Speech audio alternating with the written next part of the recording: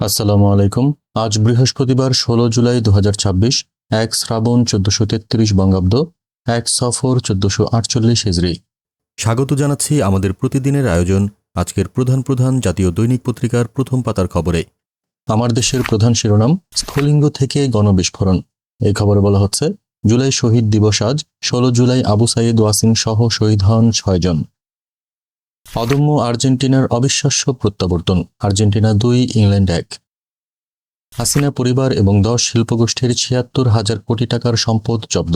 এই খবরে বলা হচ্ছে, সংবাদ সম্মেলনে বিএফআইইউ প্রধান, ১ বছরে ৩০,১৯৯টি সন্দেহজনক লেনদেন বেড়েছে ৭৪%। শিক্ষামন্ত্রীর পদত্যাগ দাবিতে দ্বিতীয় দিনেও রাজপথে শিক্ষার্থীরা।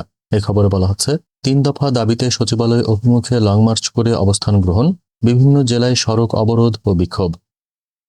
দৈনিক ইত্তেফাকের প্রধান শিরোনাম, ফুটবল বিশ্বকাপ ২০২৬ ফাইনালে আর্জেন্টিনা।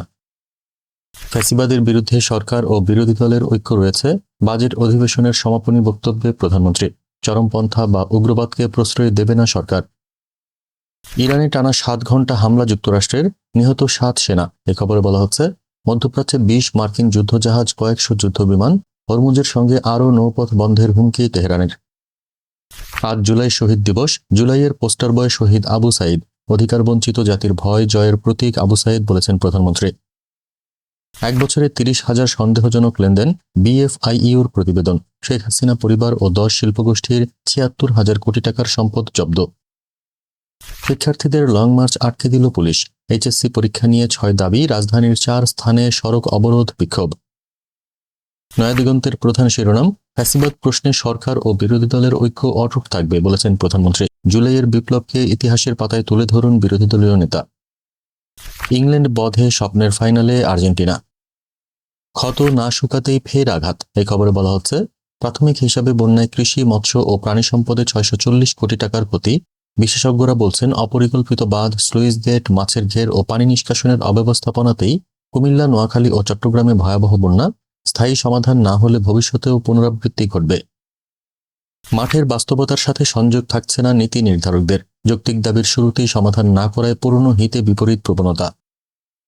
জুলাই খুনিদের পক্ষে সাফাইয়ের ব্যবস্থা নেয়ার কথা ভাবছে ট্রাইব্যুনাল। ইউটিউব, ফেসবুক পর্যবেক্ষণ চলছে, বিচারে প্রভাব ফেলছে সাফাই বয়ান। দৈনিক কালবেলার প্রধান শিরোনাম, পরীক্ষা ফিরতেই কোচিংয়ে বসন্ত। এ খবরে বলা হচ্ছে, রাজধানীর শতাধিক প্রতিষ্ঠানে কোচিং বাণিজ্য শুরু। নামী স্কুলে ভর্তির প্রস্তুতিতে কোচিংমুখী অভিভাবক। শিশুর শৈশবেই পরীক্ষার চাপ। প্রথম ও ষষ্ঠ শ্রেণীতে ভর্তিচ্ছু শিক্ষার্থী বেশি, কোচিংয়ে বাড়ছে শিক্ষা ব্যয়। ঢাকায় এবার মনোরেল করতে চায় সরকার, প্রাক সম্ভাব্যতা সমীক্ষার প্রস্তুতি। কর সুবিধা ব্যবসায়ীদের পকেটে, বঞ্চিত ভোক্তা। এ খবরে বলা হচ্ছে, ৬৩ নিত্যপণ্যের উৎসে কর কমিয়ে ০.৫% করা হয়েছে। মশলা জাতীয় পণ্যের নিয়ন্ত্রণমূলক শুল্ক প্রত্যাহার। জুনে সার্বিক মূল্যস্ফীতি ৯.১৬%, খাদ্য মূল্যস্ফীতি ৮.৬০%। কালের কণ্ঠের প্রধান শিরোনাম, মেসি জাদুতেই ফাইনালে, ১ কাপ মাতে আর লিওর গল্প। চিকিৎসাধীন জুলাই যোদ্ধারা ভালো নেই। এ খবরে বলা হচ্ছে, জুলাই শহীদ দিবস আজ। আবু সাইদের রক্তে গতিপথ পাল্টে যায় আন্দোলনের। গুরুতর আহত ৩৯ জন বিদেশি চিকিৎসাধীন। স্থায়ীভাবে কর্মক্ষমতা হারিয়েছেন ২,০০০-এর বেশি। জীবিকার ব্যবস্থা হয়েছে মাত্র ১৫০টি পরিবারের। পুনর্বাসন বড় সংকট। বিশ্বে ফের অস্থির তেলের দাম, বিপিসির বড় লোকসানের শঙ্কা। এ খবরে বলা হচ্ছে, ১ সপ্তাহে দাম বেড়েছে ৯%। হরমুজ সংকটে সরবরাহ নিয়ে নতুন শঙ্কা।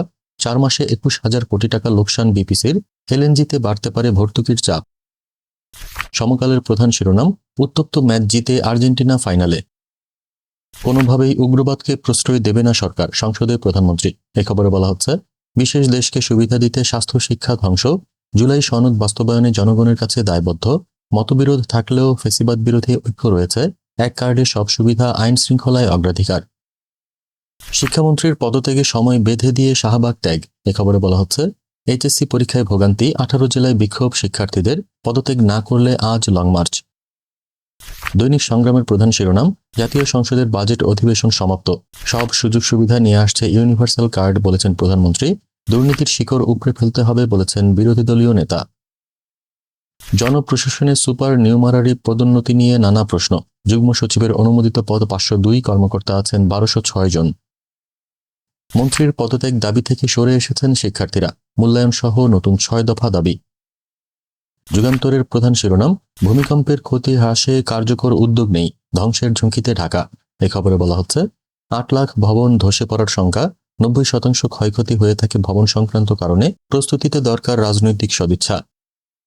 আবু সাঈদ হত্যা দণ্ডিত ২৩ আসামি এখনও পলাতক।